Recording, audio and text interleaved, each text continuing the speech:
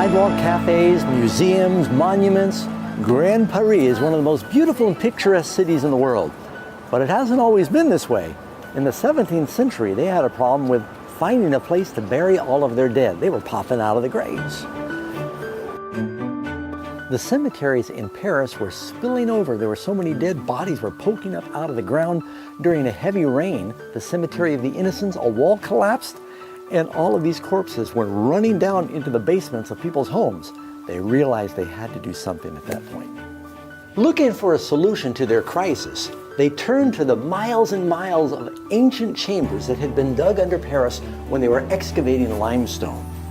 Underneath the city of Paris are 200 miles of tunnels and catacombs that have turned into the largest cemetery in the world.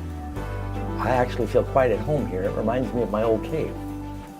All of this is about 60 feet underground, which means that the subway, the pipes, the metro, the sewer, it's all up above us. There are so many miles of caverns that they put a black line across the ceiling to guide the initial workers so they wouldn't get lost. One man did get lost, and he wasn't found until 11 years later. Once they approved moving the bodies into the catacombs, it took them 12 years to relocate the bones in the Parisian cemeteries.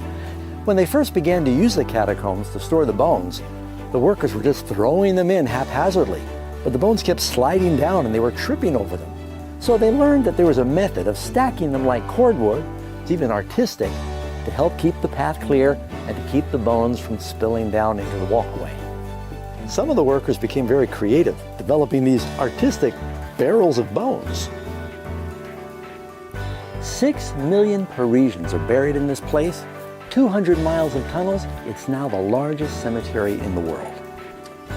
Over the years, people have done some research to see if they could detect any paranormal activity here in these tombs.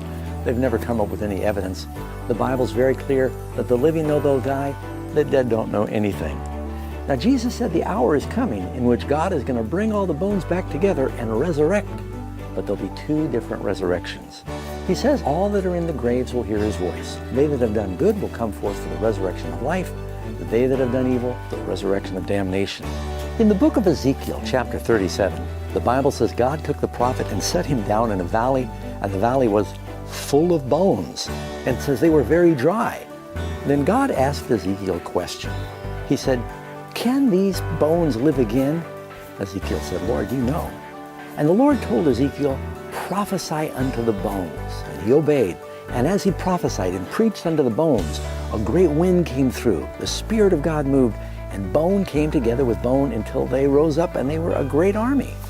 You might wonder sometimes, how can God raise me up if maybe a person is cremated or their bones all get separated? How can he put them back together again? You don't need to worry about it. The Bible says God is going to give you a new body.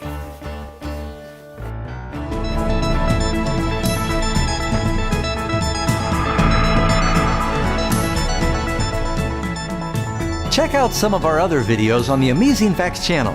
And don't forget to subscribe right there. Do it now.